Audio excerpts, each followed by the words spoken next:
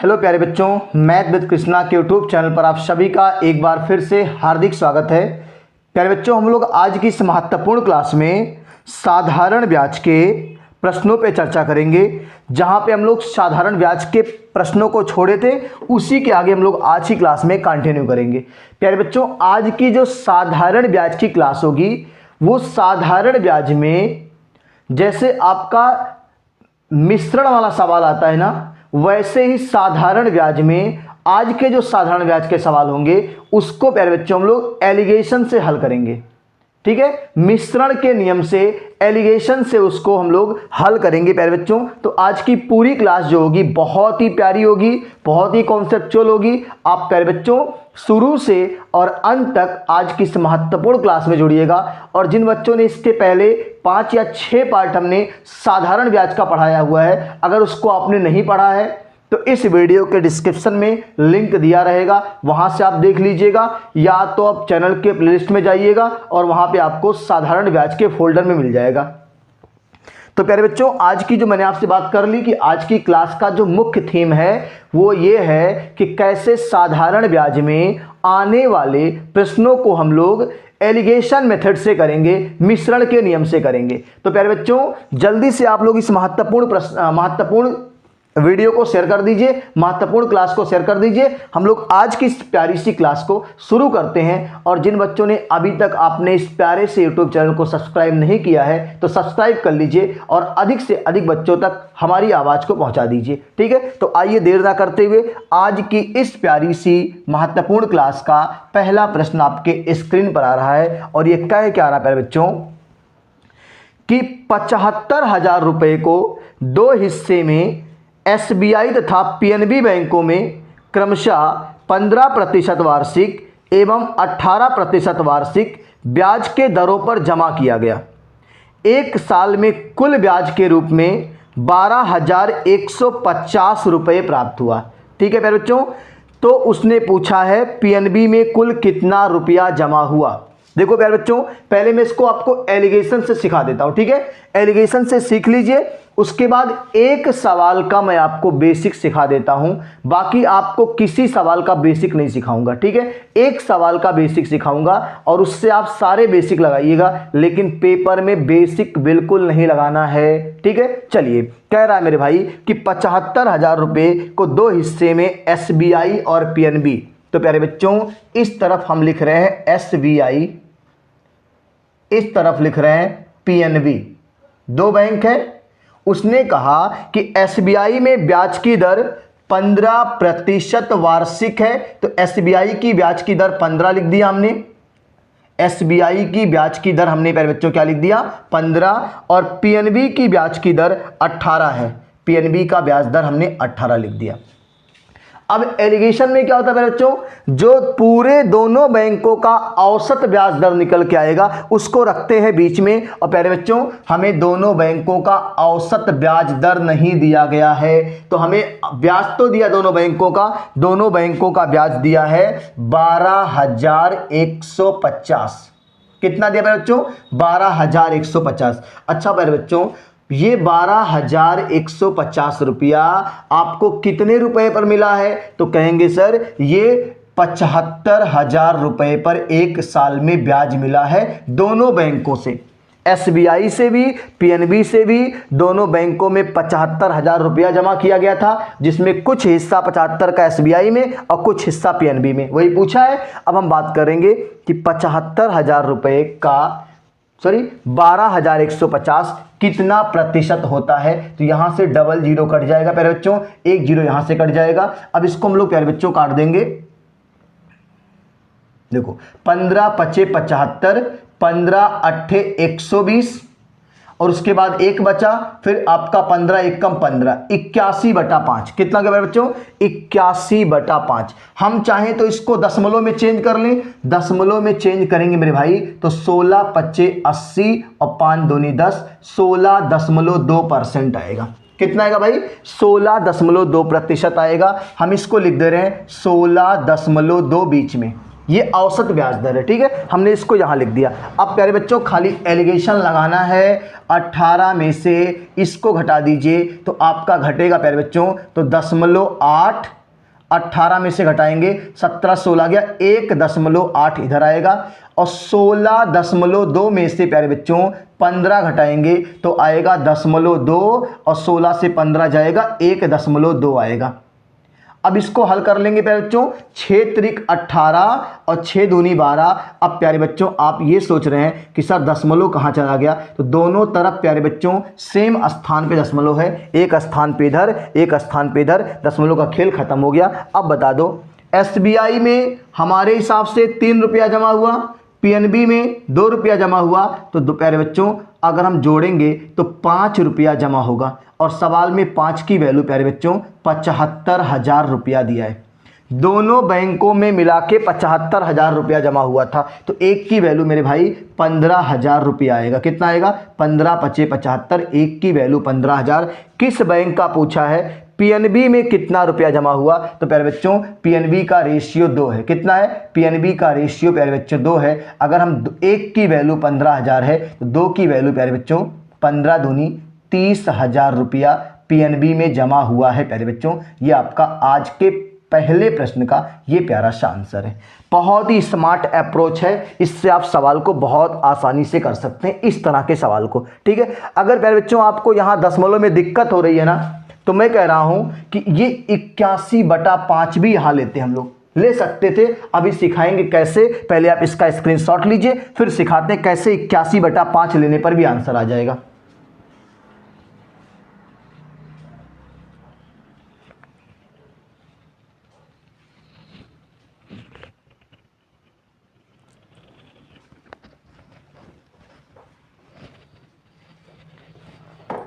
चलिए बच्चों हमने आपसे क्या बताया कि अगर हम यहाँ पे इसको काट के दशमलव में ना लेके जाना चाहें, ठीक है, और यहाँ पे हम दशमलव ना लिखना चाहें, तो ये कितना बचा था? 81/5 औसत दर है ना। तो यहाँ हम लोग को प्यारे बच्चों बिल्कुल इस पे भी लगा सकते हैं। देखो अभी आगे आएगा ऐसा सवाल जहाँ हम लोग इसका यूज करेंगे, इसीलिए बता रहे हैं, ठीक है। यहाँ हम लिख दें 81/5। अब बताओ इसमें नीचे 5 है, और अगर मैं इस 5 को हटाना चाहूँ ना, तो सब में 5 से गुणा कर दूँ। यहां भी 5 से गुणा, यहां भी 5 से गुणा, और यहां भी 5 से गुणा, सब में 5 से गुणा कर देंगे प्यारे बच्चों, तो ये 5 आपका हट जाएगा। अब बताओ 15 पचे 75, और 75 और 81 कितने का अंतर है भाई? कहेंगे सर 6 का अंतर है। कितने का अंतर है? 6 का। ये 18 पचे 90, और 90 और 81 में 9 का अंतर है प्यारे बच्चों। क्या रेशियो आ गया? 3 त्रिक का 9 और 3 दूनी 6। अब बताओ 3 और 2 5, और 5 की वैल्यू कितनी? 75,000 उसने दिया हुआ है। एक की वैल्यू प्यारे बच्चों यहाँ से आ जाएगी 15,000। कितना आ जाएगी?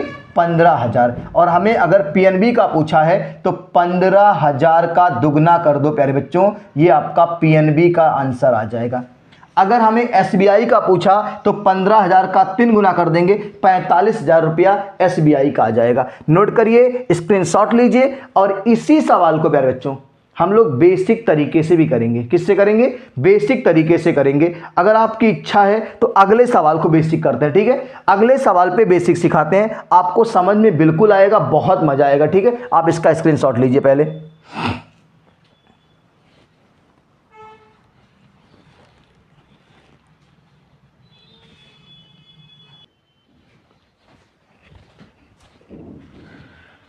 चलिए बच्चों हम लोग आज की इस महत्वपूर्ण क्लास के दूसरे प्रश्न की तरफ आ रहे हैं, ठीक है। दूसरे प्रश्न को हम लोग प्यारे बच्चों आपको बेसिक से भी सिखा देंगे, और सारे प्रश्न का बेसिक ऐसे ही रहेगा जैसे ये प्रश्न आपका, ठीक है। चलिए दूसरा प्यारा सा प्रश्न आपके सामने आ रहा है प्यारे बच्चों, और ये क्या कह रहा है? कह रहा है कि 40,000 रुपये को 2 हिस्से में अलग अलग एसबीआई तथा पीएनबी बैंकों में क्रमशः 10% वार्षिक तथा 20% वार्षिक साधारण ब्याज की दर से जमा किया गया। 2 वर्ष में कुल 12,800 रुपये ब्याज के रूप में प्राप्त हुए। तो बताइए एसबीआई में कितने रुपए जमा किए गए? तो देखो ध्यान से, कुछ नहीं करना मेरे भाई, एकदम आसान तरीका बता रहा हूँ। एसबीआई में क्या ब्याज दर बता रहा है और पीएनबी में क्या ब्याज दर बता रहा है। एसबीआई में मेरे बच्चों ब्याज की दर है 10% वार्षिक, पीएनबी में है 20% वार्षिक। क्लियर। और 2 वर्ष के बाद कुल 12,800 रुपया ब्याज मिल रहा है। कितना? 12,800 रुपया। तो प्यारे बच्चों आप बता दो, अगर 2 वर्ष में 12,800 रुपया ब्याज मिला हो तो 1 साल में ब्याज कितना मिला होगा? 6400 मिला होगा। कितना मिला होगा? 6400। और ये 6400 रुपया कितने मिला होगा? 40,000 रुपये पर मिला होगा। और डायल 100, ये औसत ब्याज की दर आएगी। 16 चौक के 64। बताओ ब्याज की दर कितनी आ गई? 16%। और इसको चिपका दीजिए बीच में। 12,800 रुपया 2 साल में मिला था ना, और हम लोग यहाँ वार्षिक ब्याज ले रहे हैं तो यहाँ वार्षिक लाएंगे। या तो हम इसको भी दुगना कर देंगे, तब यहाँ दुगना पे लगा लेते, कोई दिक्कत ना होती। हमने इसको वार्षिक कर लिया। 6400 रुपया 1 साल का ब्याज कितने रुपए पर? 40,000 रुपये पर। तो 16% की दर है। अब यहाँ घटा लेंगे प्यारे बच्चों। 20 से 16 जाएगा प्यारे बच्चों तो 4 आएगा, और 16 से 10 का अंतर 6 का है। और ये प्यारे बच्चों इसको सरल कर लेंगे। 2 दूनी 4 और 2 तियाँ 6। अब यहाँ पे ध्यान दो, रेशियो आपका आया है 2:3। अब यहाँ अगर हम जोड़ें तो 2 और 3 कितना होता है? 5। और सवाल में इस 5 की वैल्यू 40,000 रुपया दिया हुआ है। 1 की वैल्यू मेरे भाई 8,000 रुपया। कितना दिया हुआ है? 8,000 रुपया। अब पूछा क्या है?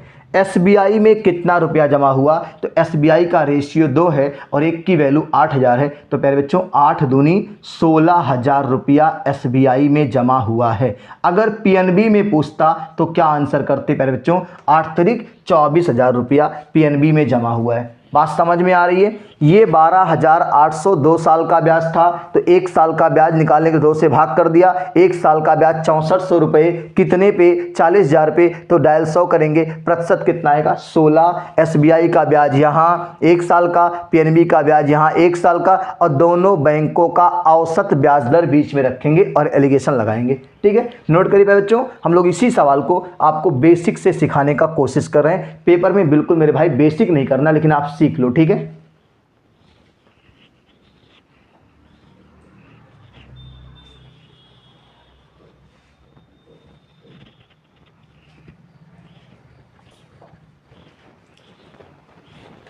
चलिए बच्चों हम लोग इसको कैसे बेसिक से करेंगे, ये तरीका आपको समझ में आना चाहिए। बेसिक देखो थोड़ा सा लेंदी है, बेसिक में टाइम लगेगा, टाइम आपका बर्बाद होगा, जो हम नहीं चाहते। ठीक है, लेकिन अब आपको एक सवाल में बेसिक सिखा देता हूं। माना SBI में X रुपया, कितना रुपया भाई? X। तो PNB में कितना होगा? PNB में 40,000 माइनस X। टोटल रुपया उसके पास 40,000 रुपया है। उसने SBI में X रुपया जमा कर दिया, तो PNB में आएगा 40,000 माइनस X। अब प्यारे बच्चों SBI का मूलधन X, SBI का रेट कितना दिया हुआ है? SBI का रेट मेरे भाई दिया हुआ है 10, और 1 साल का समय है बटे 100। ये SBI का ब्याज हो गया, प्लस PNB का मूलधन 40,000 माइनस X, और PNB पे ब्याज की दर कितनी है?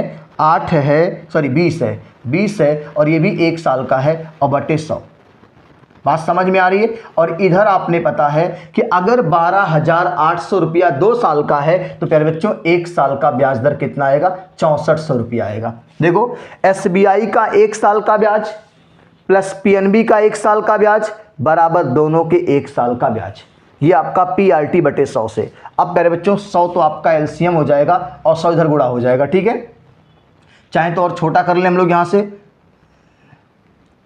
चलो अभी छोड़ देते हैं। ये आपका हो गया 10x, और ये आपका हो जाएगा यहाँ से 4 दूनी 8, और ये 4 और 1 5 0, 1 2 3 4 5 0, और माइनस 20x, और ये बराबर 6 4 0 0 और 0 0 यहाँ का। ठीक है, अब ये 20 और 10 का डिफरेंस आएगा मेरे भाई माइनस 10x का, और इधर ये घटा लेंगे तो ये आपका 6, ये आपका इसमें से घटाएंगे पहले बच्चों तो आएगा 6 4 0 0 0 0 माइनस 8 0 0 0 3 और एक 4 और एक 5। ठीक है, अब घटाएंगे मेरे बच्चों तो आपका रिजल्ट क्या आएगा? 10x माइनस इधर आएगा, घटा लो, 4 0 तो आना ही आना है, 1 2 3 4 0 तो आना ही आना है, उसके बाद आपका यहाँ पे 64 और यहाँ 80, कितने का डिफरेंस है भाई? 64 6 70 और 10 80, 16 का डिफरेंस है, यानी -16 आएगा। ये आपका हट जाएगा, जीरो यहाँ से हटा दो। बता दो एक्स का मनवा कितना आ गया प्यारे बच्चों? 16,000 आया कि नहीं आया? कितना आया? 16,000 आया। और उसने पूछा है क्या प्यारे बच्चों आपसे कि एसबीआई में कितना पैसा जमा हुआ, तो आपका रिजल्ट कितना आया प्यारे बच्चों? 16,000 रुपये आएगा। ये आपका आंसर है। ठीक है, स्क्रीनशॉट लीजिए। अगले प्यारे से प्रश्न पे आते हैं। 16,000 आपका विकल्प में दिया हुआ है। इसके पहले भी हमने लगाया था तो 16,000 ही आया था एसबीआई का। अब अगर पीएनबी का पूछेगा तो 40,000 में से 16,000 निकाल देंगे मेरे भाई, तो कितना आएगा आपका? 16 4 20 अभी 26,000 आपका 24,000 आएगा। ठीक है, कितना आएगा? 24,000 आएगा। आप ये बेसिक तरीका है बच्चों, बेसिक आपको बिल्कुल पेपर में लगाना है। अब सारे सवाल हम लोग उसी एलिगेशन मेथड से करेंगे, कोई सवाल बेसिक नहीं करेंगे। ठीक है, चलिए आज की क्लास के तीसरे प्यारे से प्रश्न पे आते हैं। क्लास कैसी लग रही प्यारे बच्चों? आप लोग एक बार जबरदस्त तरीके से इस महत्वपूर्ण सेशन को शेयर कर दीजिए, अपने सभी सहपाठियों को जोड़ लीजिए और कमेंट करके बताइए कि क्लास कैसी लग रही है। आज की क्लास का तीसरा प्रश्न आपके सामने आ रहा है कि 5,000 रुपये को 2 भागों में विभाजित कर इस प्रकार निवेश किया जाता है कि यदि एक भाग 4% पर तथा दूसरा भाग 5% ब्याज पर निवेश किया जाता है तो दोनों राशियों से प्राप्त वार्षिक ब्याज का योग 223 रुपये हो, तो 4% पर कितना धन निवेश किया गया? ठीक है, एकदम आसान तरीका, सीजीएल प्री 2022 का सवाल है। ठीक है, देखो एक 5,000 रुपया है, एक भाग 4% पर 1 साल के लिए, दूसरा भाग 5% पर 1 साल के लिए, और दोनों से वार्षिक ब्याज कितना मिला के 223 रुपया। अब प्यारे बच्चों मैं इसका बहुत ही प्यारा सा कॉन्सेप्ट बताने जा रहा हूं, ध्यान से सुन लीजिएगा। देखो, अच्छा आप बता दो 5,000 रुपये पर, सुनो ध्यान से, 5,000 रुपये पर जब पहला हिस्सा 4%, ठीक है, मान लो पूरा 4% 5,000 रुपये पर लगा हो तो कितना ब्याज मिला होगा? 200 रुपये। अगर ये पूरा 5,000 रुपया 5% पे लगा हो मेरे भाई तो कितना ब्याज मिला होगा? 250 रुपये। कितना मिला होगा? 250। लेकिन उसने कहा है कि ना 200 मिला है ना 250 मिला है, ओवरऑल मिला है 223, यानी 200 और 250 के बीच में। बस यही बात आपको समझाना मेरे भाई। इस समझ में आ गया कि अगर मान लिया हमने कि 5,000 रुपया मेरा पूरा 4% पे लग गया तो मुझे ब्याज कितना मिलेगा भाई? 200 रुपये। अगर मैं मान लूँ कि मेरा 5,000 रुपया 5% पे लग गया तो मुझे ब्याज मिलेगा 250 रुपये। लेकिन उसने क्या कहा मेरे भाई? उसने कहा कि ना ब्याज 200 मिला है ना 250 मिला है, 223 रुपया मिला है। अब देखो सवाल ही पूरा खत्म हो गया।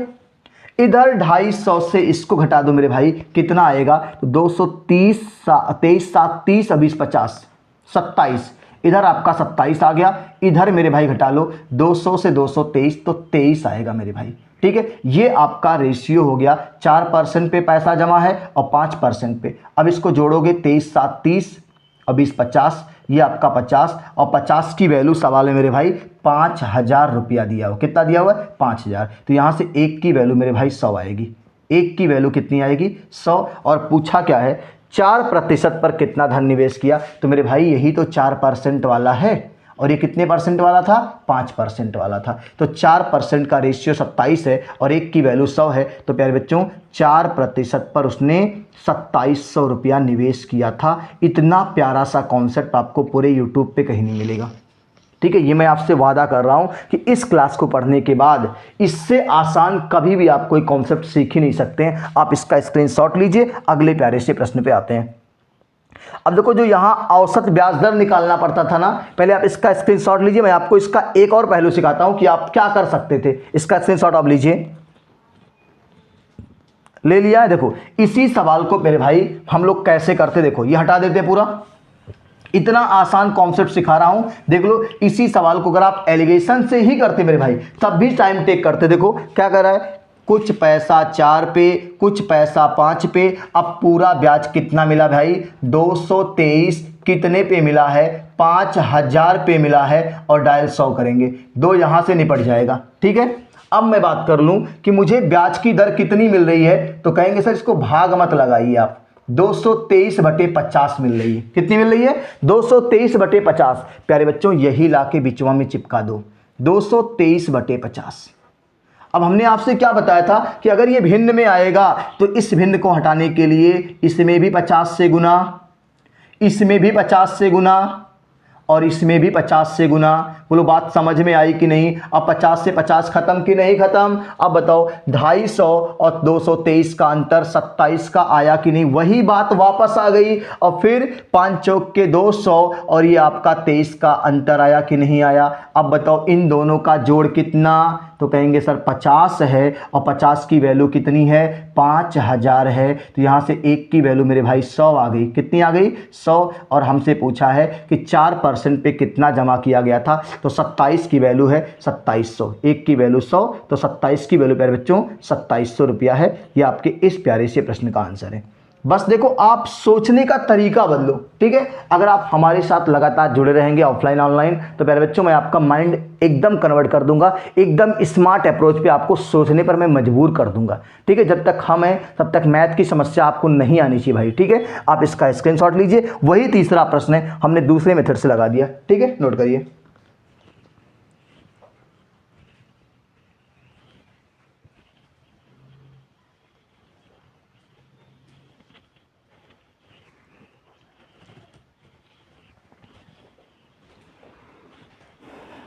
चलिए प्यारे बच्चों हम लोग आज की क्लास के चौथे प्यारे से प्रश्न पे आ रहे हैं, ठीक है? चौथा प्यारा सा प्रश्न आज की क्लास का क्या होने वाला है, देखो ध्यान से।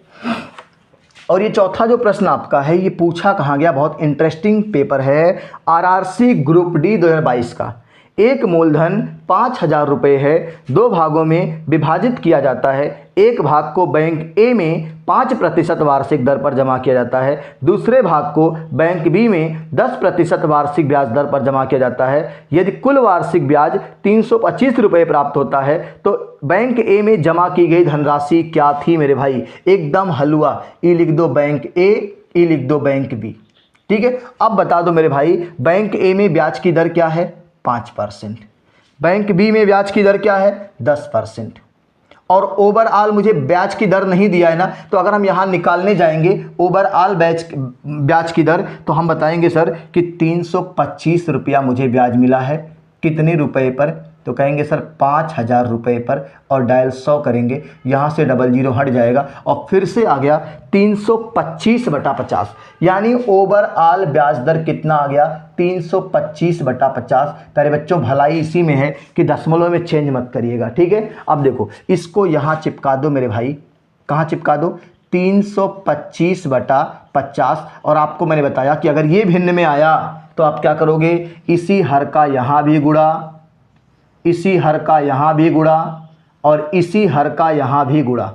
अब बताओ ये 50 से 50 कैंसिल हुआ ना, अब बता दो ये 50 25 250 और 250 से 325 का अंतर बताओ कितना? 50 25 250 और 250 से 325 का अंतर 75 रुपये का होगा प्यारे बच्चों। यहाँ 75 लिख दो। अब यहाँ आ जाओ, यहाँ 500 और 500 से 325 का अंतर मेरे भाई कितना होगा? 75 होगा, तो 400 और 100 175 का अंतर आएगा मेरे भाई। कितने का आएगा? 175 का। कुछ कट रहा है मेरे भाई? ये कट जाए, पहले इसको 5 से काट दो, 15 5 75, फिर 5 से काटो, 5 3 15, 5 5 25, 5 7 35 और ये 5 3 15, 7 और 3 का रेशियो आ रहा है मेरे भाई। अब बताओ 7 और 3 को जोड़ेंगे तो कितना आएगा? 10 आएगा। और सवाल में 10 की वैल्यू 5000 दिया हुआ है, तो एक की वैल्यू मेरे भाई 500 आया। एक की वैल्यू अगर 500 आया तो बैंक ए में, और एक की वैल्यू प्यारे बच्चों 7 है और एक की वैल्यू 500 है, तो 7 की वैल्यू मेरे भाई 7 पचे 3500 रुपये आपके इस प्यारे से प्रश्न का आंसर आएगा। स्क्रीनशॉट ले लीजिए, अगले प्यारे से प्रश्न पे आएंगे, ठीक है? अब मैं इसी सवाल को अभी देखो कितना प्यार से समझा रहा हूँ आपको। ये तो एक तरीका हो गया सोचने का कि अगर हम औसत ब्याज दर निकाल रहे हैं तो फिर इस तरीके से सोचेंगे सवाल को। अभी हम लोग सोचेंगे कि औसत ब्याज दर नहीं निकालेंगे तो सवाल को कैसे सोचेंगे, ठीक है? नोट करिए इसको।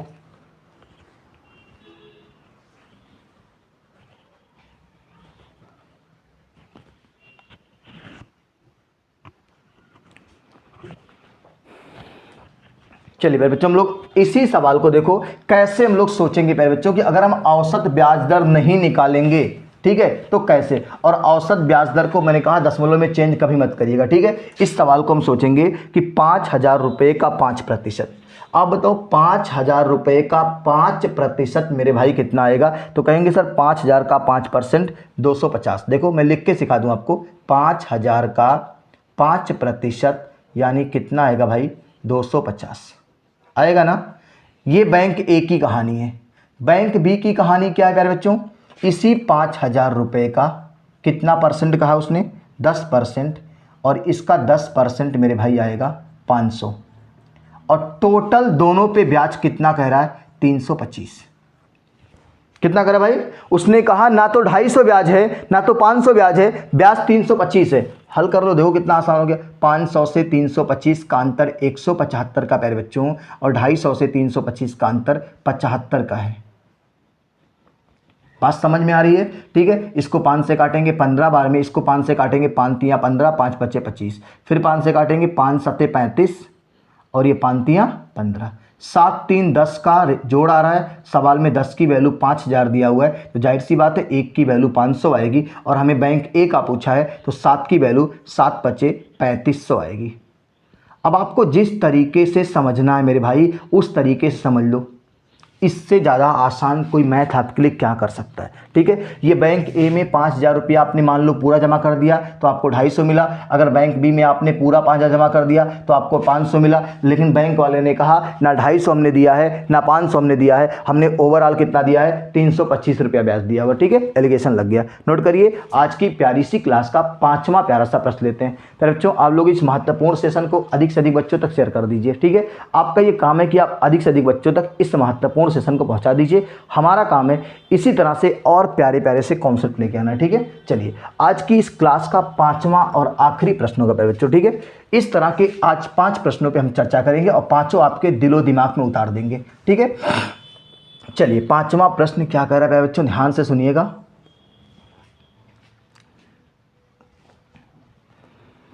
राजेश 10,000 रुपये को 2 भागों में भिन्न भिन्न योजनाओं ए और बी में निवेश करता है, जिन पर साधारण ब्याज की दर क्रमशः 8% तथा 10% है।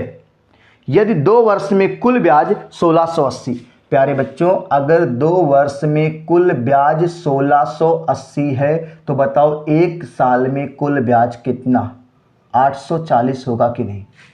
2 8 16, 2 चौक 8 0। अब आप बता दो कि 10,000 रुपये का अगर मान लो 8% ले लें, तो मैं आपको करके दिखा रहा हूँ। 10,000 रुपये का अगर 8%, ये एग्जाम में आपको नहीं करना पड़ेगा भाई, ये आपको याद रहता है कि सर 800 रुपया आएगा। कितना आएगा, 800 रुपया आएगा। अगर मैं कह रहा हूँ कि ये बैंक ए की कहानी थी ना, किसकी कहानी थी, ए में।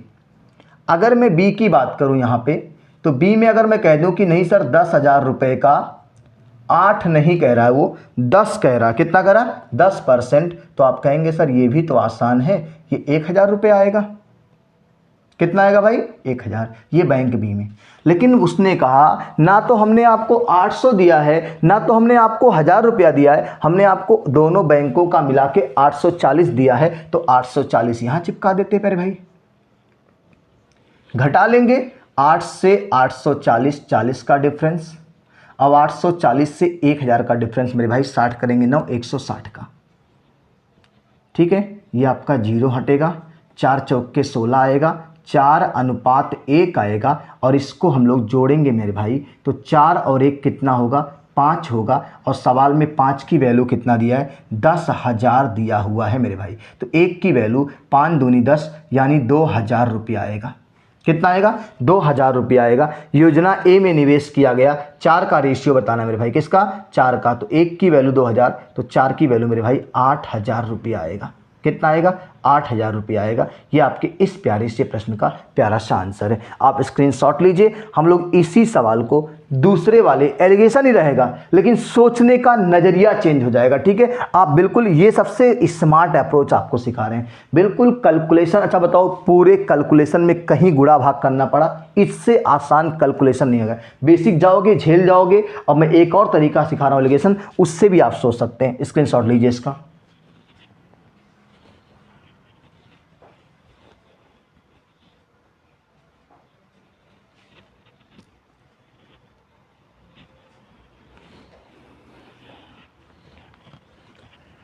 चलिए प्यारे बच्चों, हम लोग इसी सवाल को प्यारे बच्चों दूसरे वाले इसी स्मार्ट अप्रोच में दूसरा कॉन्सेप्ट जो आपका है, ठीक है, देखो कैसे सोचते हैं हम लोग सवाल को। आप बता दो, बैंक ए में योजना की दर क्या है मेरे भाई? बैंक ए में योजना की दर 8% है, बी में 10% है, और ये दोनों एक एक साल का ब्याज है। ठीक है, अगर हम यहाँ पे चाहें तो दोनों का 2-2 साल का ब्याज 16 और 20 कर लें। नहीं करना चाह रहे हैं तो हम 1680 को आधा कर लेंगे, 840 हो जाएगा। और 840 रुपया 10,000 रुपये का कितना परसेंट है? ये एक साल का ब्याज बता देगा, 8.4। कितना भाई? 8.4। अगर मैं कह रहा हूं 8.4 आपको नहीं करने का मन कर रहा है ना, इसको आप लिख दो 84/10। कितना लिख दो? 84/10। अब यहां लिखो 84/10। अब आप बता दो, मैंने आपसे क्या सिखाया था कि अगर यहां भिन्न में आएगा तो आप क्या करोगे? इसी 10 का गुणवा यहां करना, यही 10 का गुणवा यहाँ करेंगे, यही 10 का गुणवा यहाँ करेंगे। सब में 10 से गुणा करने पर किसी के सेहत पे कोई फर्क नहीं पड़ेगा, लेकिन काम आसान होगा। ये 10 दहाइयम 100, 100 और 84 का अंतर 16 का मेरे भाई।